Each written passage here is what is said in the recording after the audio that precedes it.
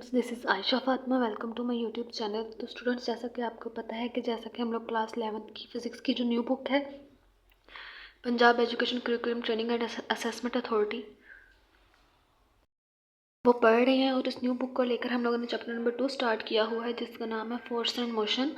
और आज हम लोग इस चैप्टर नंबर 2 के न्यूमेरिकल प्रॉब्लम्स पढ़ेंगे। लेक्चर स्टार्ट करने से पहले आप लोगों से रिक्वेस्ट है कि प्लीज़ चैनल को सब्सक्राइब कर दें।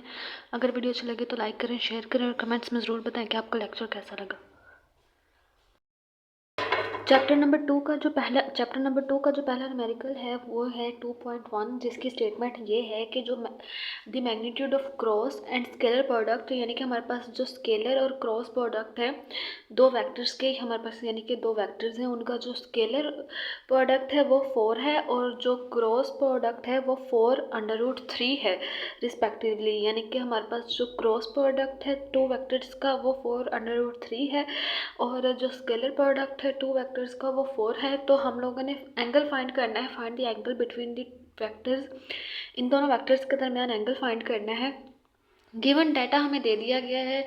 ये क्या क्या दिया है कि हमारे पास जो दो वेक्टर्स हैं उनका क्रॉस प्रोडक्ट 4√3 है और स्केलर प्रोडक्ट 4 है, और रिक्वायर्ड हम लोगों को क्या है, यानी कि जो चीज़ हम लोगों ने फाइंड करनी है वो हमारे पास एंगल है दो वेक्टर्स के दरमियान, वो हम लोगों ने फाइंड आउट करना है। सबसे पहले हम लोगों ने इसका डाटा देख लिया। Let vector A and vector B the two vectors, the magnitude of cross product of two vectors is, यानी कि हमारे पास दो वेक्टर ए और वेक्टर बी है, उनका जो क्रॉस प्रोडक्ट का जो मैग्नीट्यूड है वो 4√3 की इक्वल है। And the magnitude of scalar product of two vectors, और जो मैग्नीट्यूड है of scalar product of two vectors वो हमारे पास A dot B is equal to 4 है। रिक्वायर्ड हमें क्या चीज़ है, angle between vectors A and B is equal to theta. Theta को हम लोग एंगल बोलते हैं, तो हम लोगों ने एंगल फाइंड आउट करना है। ठीक है, तो उनके दरमियान हम लोगों ने एंगल फाइंड आउट करना है। तो सब देखें, हम लोग हमारे पास सोल्यूशन देखें कि A cross B, A B sine theta की इक्वल होता है। तो जब हम लोगों ने इसको ए बी साइन थीटा की फॉर्म में लिखा तो ये 4√3 के इक्वल आया। इसको हम लोगों ने इक्वेशन 4 का नाम दे दिया गया। और ए डॉट बी जो है उसका मैग्नीट्यूड हमारे पास 4 के इक्वल है। तो जब हम लोगों ने इसको ए बी कॉस थीटा की फॉर्म में लिखा तो 4 के इक्वल आ गया। तो ये हमारे पास इक्वेशन 2 है। अब हम लोगों ने निकालना है थीटा। स्टूडेंट्स, जब हम लोग इक्वेशन 1 और इक्वेशन 2 को डिवाइड करेंगे ना, तो A B sine theta over A B cos theta आ जाएगा, और sine theta over cos theta हमारे पास टैन थीटा की इक्वल आ जाएगा। फिर थीटा को हम लोग सेपरेट करने के लिए टैन को जो है वो राइट हैंड साइड पे ले जाएंगे, तो वो टैन इनवर्स हो जाएगा। इसी मेथड से हम लोगों ने इसको, ये जो हमारे पास न्यूमेरिकल है, इसको सॉल्व आउट करना है। देखिए, हम लोगों ने इक्वेशन 1 और इक्वेशन 2 को जब डिवाइड किया तो A B sine theta over A B cos theta is equal to 4√3 over 4 आ गया हमारे पास। ए बी और ए बी जब कट हो गए तो sine theta over cos theta आ गया, और 4 को हम लोगों ने कट कर दिया तो sine theta over cos theta is equal to √3 के इक्वल आ गया। Sine theta over cos theta हमारे पास टैन थीटा के इक्वल होता है, इज इक्वल टू √3। ठीक है, तो हम लोगों ने थीटा को सेपरेट करना है क्योंकि हम लोगों को थीटा को फाइंड करना है। तो हमारे पास theta is equal to tan inverse √3 आ गया। तो टैन इनवर्स √3 जो है वो हमारे पास 60 डिग्री आ गया। ठीक है, हमारे पास students tan inverse √3 is equal to 60 degree. तो जो हमारे पास जो एंगल है वो हमारे पास 60 डिग्री आ गया। तो हम लोग इसके आंसर में लिख सकते हैं कि the angle between two vectors A and B is 60 degree, यानी कि हमारे पास दो वेक्टर्स के दरमियान जो एंगल होगा तब वो 60 डिग्री होगा। नेक्स्ट हमारे पास जो न्यूमेरिकल है वो है 2.2। उसमें हमें ये कहा गया कि एक हेलीकॉप्टर है, यानी कि एक हेलीकॉप्टर है, is ascending vertically at the rate of 19.6 metre per second. यानी कि हमारे पास एक हेलीकॉप्टर है वो 19.6 मीटर पर सेकेंड की वेलोसिटी के साथ वर्टिकली अप असेंडिंग, यानी कि ज़मीन से ऊपर जो है वो उड़ रहा है। और कितनी वेलोसिटी के साथ उड़ रहा है, उसकी जो वेलोसिटी है वो 19.6 मीटर पर सेकेंड है। When it is at a height of 156.8 metre, जब वो 156.8 मीटर की ऊंचाई पे होता है ग्राउंड से ऊपर, स्टोन इज ड्रॉप्ड। तो वो एक स्टोन जो है ड्रॉप्ड करता है। यहाँ पर ये नहीं लिखा हुआ कि वो एक स्टोन थ्रो करता है, वो एक स्टोन को ड्रॉप करता है। ठीक है। How long does this stone take to reach the ground, वो स्टोन जो है वो ग्राउंड पर पहुंचते हुए या ग्राउंड पर पहुंचने के लिए कितना टाइम लेगा। यानी कि हमारे पास एक हेलीकॉप्टर है। ठीक है, यहाँ पर हम लोग एक हेलीकॉप्टर बना लेते हैं।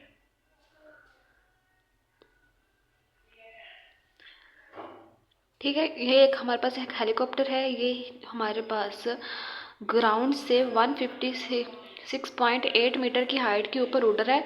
ठीक है, तो इसकी जो वेलोसिटी है वो 19.6 मीटर पर सेकंड है। इसकी वेलोसिटी 19.6 मीटर पर सेकंड है, इसलिए इसके अंदर जो स्टोन है जिसको ये ड्रॉप करता है उसकी वेलोसिटी भी 19.6 मीटर पर सेकंड होगी।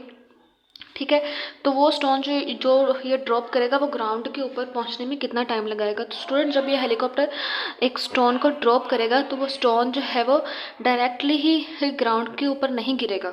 ठीक है, आपने अक्सर देखा होगा, हम लोग कार में जा रहे हो और हम लोगों ने अपने हाथ में एक बॉल पकड़ी हो और कार की विंडो से उस अपना हाथ हम लोग जब बाहर निकाल लेते हैं, जब हम लोग कार के विंडो से अपना हाथ बाहर निकालें, प्रैक्टिकल भी आप लोग ये कर सकते हैं कि और उस बॉल को फेंके या उस बॉल को छोड़ दें अपना हाथ विंडो से बाहर निकाल कर, तो वो जो बॉल है वो डायरेक्टली रोड के ऊपर यानी कि स्ट्रेट फॉरवर्ड रोड के ऊपर जाकर हिट नहीं करती। वो एक पैराबोलिक या ट्रेजेक्ट्री पाथ फॉलो करती है, फिर ग्राउंड रोड के ऊपर गिरती है। ठीक है, इसी तरह वो जो हेलीकॉप्टर होगा जिसकी वेलोसिटी 19.6 मीटर पर सेकंड होगी और वो ग्राउंड से वो 156.8 मीटर की ऊंचाई पर होगा, उसमें से जब एक स्टोन ड्रॉप होगा वो बिल्कुल सीधा मूव करते हुए ग्राउंड के ऊपर हिट नहीं करेगा, बल्कि एक ट्रेजेक्ट्री पाथ या पैराबोलिक पाथ को फॉलो करेगा। तो वो पैराबोलिक पाथ को फॉलो करते हुए ग्राउंड को ऊपर कितनी देर में पहुंचेगा, हम लोगों ने वो चीज़ भी फाइंड आउट करनी है। यानी कि हम लोगों को टाइम फाइंड आउट करना है। तो टाइम हमारे पास क्या होगा, हम लोग टाइम फाइंड आउट करने के लिए लिखेंगे कि हमारे पास टोटल टाइम कितना होगा। क्योंकि पहले जब ये हेलीकॉप्टर है ये स्टोन को ड्रॉप करेगा तो एक पैराबोलिक पाथ फॉलो करेगा, तो यहाँ से यहाँ जाते वक्त और यहाँ से यहाँ आते वक्त उसका जो टाइम होगा, टोटल टाइम वो कितना होगा।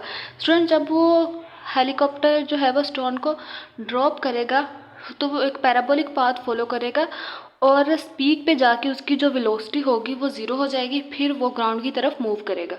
ठीक है, वही सारी चीज़ें हम लोगों ने गिवन डाटा में लिख ली हैं कि इनिशियल वेलोसिटी जो हेलीकॉप्टर की और स्टोन की इनिशियल वेलोसिटी हमारे पास 19.6 मीटर पर सेकंड है। हाइट हमारे पास क्या है, h1 वो है 156.8 मीटर। और जो जाहिर सी बात है, क्योंकि अगर स्टोन जो है वो ग्राउंड के ऊपर गिरता है, चाहे ही जो स्टोन है जो कि हेलीकॉप्टर से ड्रॉप हुआ है वो पैराबोलिक पाथ को फॉलो करके ग्राउंड पे गिरे, लेकिन वो ग्राउंड पे ज़रूर गिरता है और उसकी गिरने की वजह जो है वो ग्रेविटी होती है। इसलिए हमारे पास जो ग्रेविटी है वो 9.8 मीटर पर सेकंड स्क्वायर होगी। यहाँ पर जो ग्रेविटेशनल फोर्स होगी वो नेगेटिव होगी, क्योंकि जो हमारे पास हेलीकॉप्टर है वो ग्राउंड से ऊपर मूव कर रहा है, ग्राउंड से हाइट के ऊपर है। हाइट कितनी है, 156.8 मीटर पर सेकंड।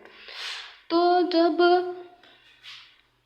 देखें इस हाइट पे हमारे पास हेलीकॉप्टर है, ग्राउंड से वो 156.8 मीटर की हाइट पे है हेलीकॉप्टर। जब स्टोन उसमें से ड्रॉप होता है तो स्टोन की जो वेलोसिटी है वो भी हमारे पास 19.6 मीटर पर सेकंड होती है। इसकी वजह से वो उस वेलोसिटी की वजह से और हाइट पे चला जाता है, उसको हम लोग S2 कहते हैं, और उस हाइट पे जाके एक पैराबोलिक पाथ फॉलो करता है और इस पॉइंट पे जाके उसकी वेलोसिटी ज़ीरो हो जाती है, फिर वो ग्राउंड के ऊपर गिरना शुरू हो जाता है। ठीक है, तो यहाँ से यहाँ तक जाने में उसको कितना टाइम लगा और यहाँ से यहाँ तक आने में उसको कितना टाइम लगा, दो तरह के टाइम हो गए T1 और T2। इसलिए हम लोगों ने रिक्वायर्ड में लिखा है कि टोटल टाइम जो स्टोन का total time this stone takes to reach the ground, वो हम लोगों को फाइंड आउट करना है। नेक्स्ट हमारे पास सोल्यूशन स्टार्ट हो चुका है। सोल्यूशन में भी हम लोगों ने यही लिखा है कि when the helicopter is ascending and a stone is drop from point A, it first rises to a maximum height, यानी कि जब हेलीकॉप्टर जो है वो स्टोन को ड्रॉप करता है, पहले तो वो मैक्सिमम हाइट तक ऊपर जाती है, राइज करती है एट पॉइंट बी, यानी कि पॉइंट बी तक वो राइज करती है। देखें, यानी कि यहाँ पर जब हेलीकॉप्टर ने स्टोन को ड्रॉप किया तो वो पॉइंट पॉइंट बी की हाइट तक, जिसको हम लोग ने हाइट को h2 का नाम दिया है, वहाँ तक राइज करता है। ठीक है, वहाँ पर उसकी जब वेलोसिटी 0 हो जाती है तब वो पॉइंट सी पर पहुँचता है, यानी कि एक पैराबोलिक पाथ को फॉलो करके ज़मीन पर गिरता है। Rises to a maximum height at point B due to its upward velocity की वजह से, then fall freely under gravity, फिर वो फ्रीली फॉल करता है ड्यू टू ग्रेविटी। ठीक है, तो time taken from point A to B, यानी कि पॉइंट यहाँ पर बना लेते हैं कि पॉइंट ए से पॉइंट बी पर गया है तो कितना टाइम लगा है। ठीक है, पॉइंट ए से पॉइंट बी पर गया है तो कितना टाइम लगा है according to first equation of motion. First equation of motion हमारे पास क्या है, v f is equal to v i plus a t, ये हमारे पास फर्स्ट इक्वेशन ऑफ मोशन है। एट पॉइंट ए पर जो है उसकी वेलोसिटी, स्टोन की वेलोसिटी 19.6 मीटर पर सेकंड है, एंड पॉइंट बी उस पर उसकी जो फाइनल वेलोसिटी है वो 0 है। मैंने आपको पहले भी बताया कि जब वो पॉइंट बी पर जाएगा उसकी वेलोसिटी 0 हो जाएगी। उसके ऊपर जो एक्सीलरेशन है वो एक्सीलरेशन ड्यू टू ग्रेविटी होगा, जिसको नेगेटिव जी से डिनोट किया है, वो इस वजह से क्योंकि वो ग्राउंड से ऊपर है। ठीक है, तो उस पर जो है वो 9.8 मीटर पर सेकेंड स्क्वायर जो है वो ग्रेविटी एक्ट करेगी, लेकिन वो नेगेटिव फॉर्म में होगी क्योंकि वो ग्राउंड से ऊपर है। तो ये सारी वैल्यूज़ को जब हम लोगों ने इस फर्स्ट इक्वेशन ऑफ मोशन में पुट किया, इस फर्स्ट इक्वेशन ऑफ मोशन में, तो हमारे पास 0 is equal to 19.6 metre per second plus into negative 9.8 metre per second square और T1 आ गया। हम लोगों ने यहाँ पर T1 जो है वो time taken from point A to B, यानी कि पॉइंट ए से पॉइंट बी तक जाने में जितना टाइम लगा है उसको T1 से डिनोट करवाया है, और वो हम लोगों ने निकालना है। T1 निकालना है, इसलिए T1 को सेपरेट करना है। यहाँ पर negative 9.8 metre per second square जो है वो मल्टीप्लाई हो रहा है, इधर आकर डिवाइड हो जाएगा। जब वो डिवाइड हो गया तो T1 हमारे पास जो है वो 2 सेकेंड आ गया। ठीक है, अब पॉइंट ए से पॉइंट बी तक की जो हाइट है, जिसको हम लोगों ने S2 का नाम दिया था, वो कितनी है। ये हमारे पास पॉइंट यहाँ पॉइंट बी है, ये हमारे पास H1 है और ये हमारे पास S2 है। ठीक है, तो ये हाइट हमारे पास कितनी है, इस हाइट को निकालने के लिए हम लोग third equation of motion use करेंगे। थर्ड इक्वेशन ऑफ मोशन हमारे पास क्या है, 2as is equal to v f square negative v i square. Height की बात हो रही है, इस वजह से ये जो s है ये h में कन्वर्ट हो जाएगा। फिर वही सारी वैल्यूज़ पुट करेंगे हम लोग यहाँ पर। फाइनल वेलोसिटी हमारे पास 0 है, initial velocity 90.6 metre per second है। ठीक है, तो हम लोगों ने जब ये सारी वैल्यूज़ को पुट किया तो H2 फाइंड आउट करना है। S को हम लोग H से रिप्लेस कर देंगे, हाइट से, और H2 फाइंड आउट करना है। तो H2 को जब सेपरेट करना है तो ये negative 9.8 metre per second square जो है वो मल्टीप्लाई हो रहा है, इधर आके डिवाइड हो जाएगा। ठीक है,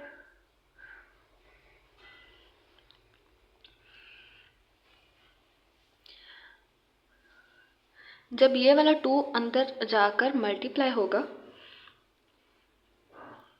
तो ये भी 19.6 metre per second square H2 into H2 बन जाएगा। ठीक है, फिर हम लोगों ने H2 फाइंड आउट करना है। H2 को सेपरेट करेंगे, H2 इधर अकेला रह जाएगा, 19.6 मीटर पर सेकेंड जो है इधर आके डिवाइड हो जाएगा। तो फिर हमारे पास जो H2 हाइट है हमारे पास वो कितनी बन गई। अब देखें, यहाँ पर भी नेगेटिव है, यहाँ पर भी नेगेटिव है, नेगेटिव नेगेटिव कैंसिल आउट हो गए। यहाँ पर स्क्वायर रूट है, तो 19.6 मीटर पर सेकेंड जो है हमारे पास, इसको हम लोग 2 दफ़ा लिख सकते हैं। ठीक है, इसको हम लोगों ने जब 2 दफ़ा लिखा 19.6 मल्टीप्लाई 19.6 मीटर स्क्वायर पर सेकंड स्क्वायर, इसका ऊपर स्क्वायर था इसलिए इसके यूनिट्स के ऊपर भी स्क्वायर आ गया। तो जब हम लोगों ने इसको सोल्ड आउट किया इस पूरी फॉर्म को, यहाँ पर m1 एक m है, m की पावर 1 है, यहाँ पर m की पावर 2 है। ये m जब ऊपर जाएगा तो 2 नेगेटिव 1 हो जाएगा और ये दोनों तो आपस में वैसे ही कैंसिल आउट हो गए। तो हम इसको सोल्ड आउट करने के बाद जो हमारे पास H2 होगी, यानी कि जो हमारे पास हाइट है वो 19.6 मीटर है। तो टोटल हाइट हमारे पास कितनी होगी? पहले वाली हाइट हमारे पास कितनी थी? 156.8 मीटर। दूसरी जो हम लोग ने हाइट निकाली है H2 वो 19.8 मीटर। हम दोनों ने उसको प्लस किया टोटल हाइट फाइंड आउट करने के लिए। तो जो टोटल हाइट है जिसको वो हमारे पास 176.4 मीटर के इक्वल आ गई। पॉइंट ए से बी तक का हम लोगों ने टाइम निकाल लिया था T1, जो कि T1 हमारे पास जो है वो 2 सेकेंड आया था। अब डायग्राम हम लोगों ने पीछे भी देखी है। ये हमारे पास पॉइंट ए था, फिर हमारे पास पॉइंट बी था, फिर ये हमारे पास पॉइंट सी था। ए से बी तक जाने में हमारे पास जो टाइम है वो 2 सेकेंड आया T1। बी से सी तक आने में हमारे पास जो टाइम है वो हम उसको T2 से रिप्रेजेंट किया है, वो हम लोगों ने फाइंड आउट करना है। उसको हम using second equation of motion, जो कि हमारे पास S is equal to VIT plus half AT square है। ठीक है, इस सेकेंड इक्वेशन ऑफ मोशन में जब हम लोग वैल्यूज़ पुट करेंगे तो इनिशियल वेलोसिटी, अब देखिए इस पॉइंट बी तक जाने में हमारे पास जो जाकर हमारे पास जो इनिशियल वेलोसिटी आ गई, अब हम लोग यहाँ पर जो वेलोसिटी होगी स्टोन की उसको इनिशियल वेलोसिटी का नाम देंगे, क्योंकि हम लोग बी से सी की तरफ आने वाला टाइम जो है उसको फाइंड आउट कर रहे हैं। तो पॉइंट बी से पॉइंट सी तक जब स्टोन आएगा उसको जो जितना टाइम लगेगा, तो पॉइंट बी पर जब होगा उसकी जो इनिशियल वेलोसिटी होगी मैक्सिमम हाइट है, क्योंकि ये कि इसलिए इसकी वेलोसिटी 0 है। फॉर डाउनवर्ड मोशन भी initial velocity is equal to 0 for downward motion. Acceleration जो है वो g के इक्वल है, s is equal to height के इक्वल है। तो हमारे पास इनिशियल वेलोसिटी 0 होगी, तो हम लोग यहाँ पर 0 पुट करेंगे तो ये वाला सारा ही कैंसिल हो जाएगा। ठीक है, और जब ये s को हाइट लिखेंगे और a को g, एक्सीलरेशन जो है फिर उसके ऊपर ग्रेविटी जो है वो लगेगी ना, क्योंकि वो यहाँ से यहाँ नीचे गिरेगा, उस ग्रेविटी की वजह से गिरेगा। तो h इज इक्वल टू हमारे पास 1/2 GT स्क्वायर आ गया। जब हम लोगों ने वैल्यूज़ पुट की, टोटल हाइट जो हमारे पास आई थी H1 और H2 को प्लस करने की वजह से अभी जो हम लोगों ने निकाली है वॉज 176.4 मीटर थी। ठीक है, is equal to 1/2 into 9.8 metre per second square. Time T2 हम लोगों ने फाइंड करना है। T2 को सेपरेट करना है, T स्क्वायर को हम लोगों ने सेपरेट करना है, इसलिए 2 यहाँ पे डिवाइड हो रहा है, इधर आकर मल्टीप्लाई हो जाएगा, ये मल्टीप्लाई हो रहा है नीचे आकर डिवाइड हो जाएगा। तो T स्क्वायर जो है हमारे पास 30 सेकेंड स्क्वायर आ गया। जब हम लोगों ने इसका स्क्वायर रूट लिया, दोनों साइड्स पे स्क्वायर रूट लिया, तो हमारे पास T is equal to 60 second आ गया। तो हम लोग इस कह सकते हैं कि हमारे पास जो ये हमारे पास T2 आ गया, T हमारे पास जो है वो 6 सेकेंड आ गया। ये T2, इसको हम लोगों ने T2 का नाम दे दिया, क्योंकि T1 हम लोगों ने पहले फाइंड आउट किया था वो 2 सेकेंड था। तो टोटल टाइम आ गया हमारे पास T is equal to T1 plus T2। Total time हमारे पास जो है वो 8 सेकेंड आ गया। टाइम जो है can not be negative, time negative नहीं हो सकता। तो इस न्यूमेरिकल के आंसर में हम लोग फिर लिख देंगे time taken bye a stone reach the ground is 8 second. तो जो इस न्यूमेरिकल में हमसे पूछा गया था कि कितना टाइम लगता है, तो वो हमारे पास जो है वो 8 सेकेंड लगता है time taken by the stone to reach the ground, वो हमारे पास 8 सेकेंड हो गया। ओके स्टूडेंट्स, उम्मीद है कि आपको इस न्यूमेरिकल की समझ आ गई होगी। स्टूडेंट्स, ये बच्चे जो हैं वो इस न्यूमेरिकल को 19.6 metre per second over in 156.8 metre इसको डिवाइड करके भी टाइम निकालने की कोशिश करते हैं, लेकिन वो मेथड जो है वो रॉन्ग है। अब आप देखें, आप लोग फर्स्ट ईयर में हैं, 11th क्लास में हैं, आपका लेवल बड़ा है, तो आप लोगों को एक प्रॉपर मेथड की ज़रूरत है जो कि प्रॉपर हो, ज़्यादा लेंथी भी ना हो, वैलिड हो।